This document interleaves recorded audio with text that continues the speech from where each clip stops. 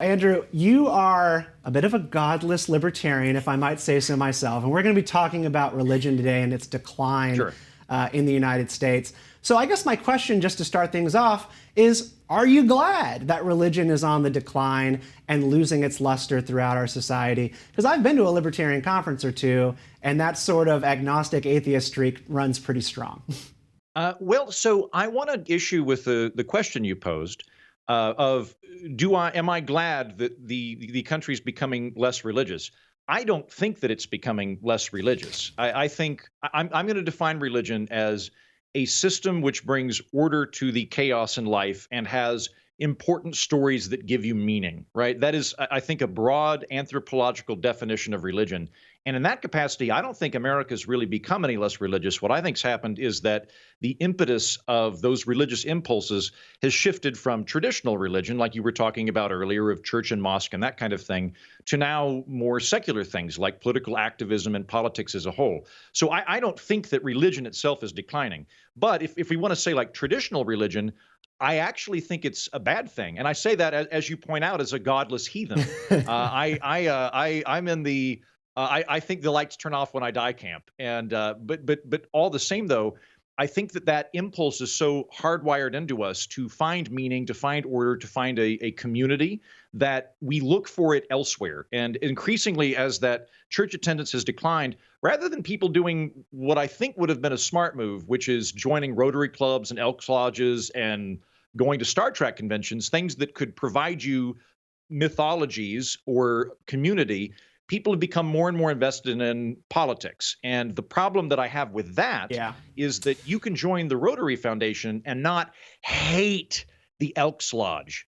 You can become a big Star Trek fan and not despise Firefly. Well, I will tell you, I mean, Politics, one though, of my personal organizing religions has always been Star Wars fandom, and part of my big fandom is that I really do hate Star Trek fans, like you, Andrew Heaton.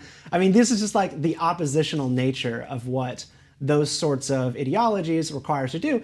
It's a little bit fun, right? And you could argue also that like politics is like sports, and like Shoshana, I know that you're around people all the time in the political consultant class in DC that like treat it like a game, but it's a little bit more than a game. Yeah, well, so on that side too, I'm thinking of sports. I used to, wish that people would treat politics like sports and that they would be passionate about it. I was wrong. I was horribly wrong. But Andrew, what do you think? Like, do you think not obviously we shouldn't be treating like politics like sports, and we shouldn't be like treating, I guess, religion like sports, and we should be treating religion like religion. But as you mentioned with like the Rotary Club and stuff, is that how you resolve for you, like being someone who's not religious and who's not into God and stuff, with like thinking that the idea of religion and the idea of that kind of organization is healthy? To both counts, yes. To your earlier question about being more sport, like politics as sports, I think that there's sort of 3 or 4 different ways people tend to approach politics. A lot of people in DC kind of treat it like a game.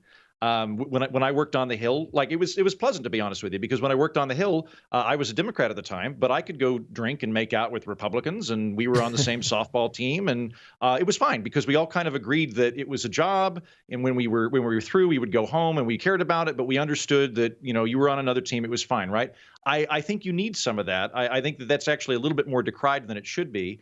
I would say that the healthy way to approach politics, I view it as an engineering problem. It's just a series of systems that we need to optimize in order to protect everybody and have everybody be prosperous and free and so on and so forth. But I look at it like plumbing or like an electrical system of like, oh, we need to tweak this, we need to tweak that, right?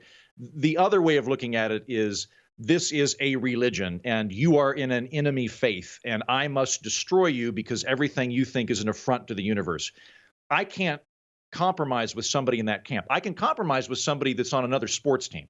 We can all agree we're going to change the wicket rule on cricket or whatever if we're doing it as sports or engineering. But when it is an affront to the cosmos itself that you believe X and I believe Y, we're now approaching this from a very different perspective. And that, I think, has seeped into the political discourse and made compromise extremely difficult and made being open-minded and being skeptical very, very difficult.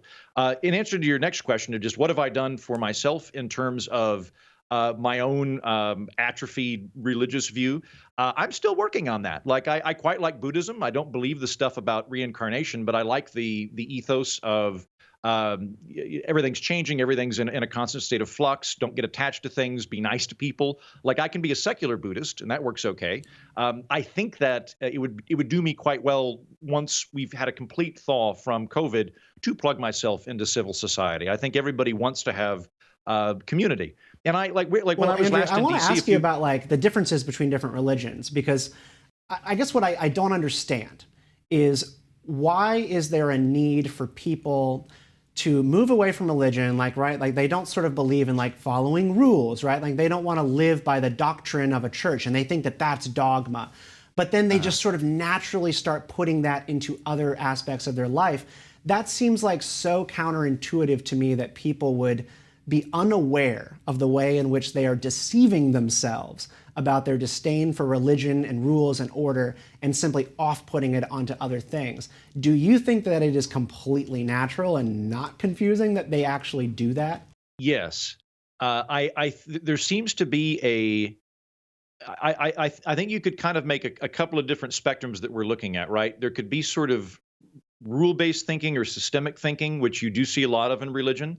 There's also kind of a vertical axis of compliance and authority, and the idea that not only do I believe this thing, you must believe this thing. I think that when religion does that, it becomes dangerous. So like when it starts enforcing things by the state or by mobs and burning witches and that kind of thing, that impulse, that authoritarian compliance-based impulse, seems to be something endemic to the human condition. Or at least something that returns all of the time.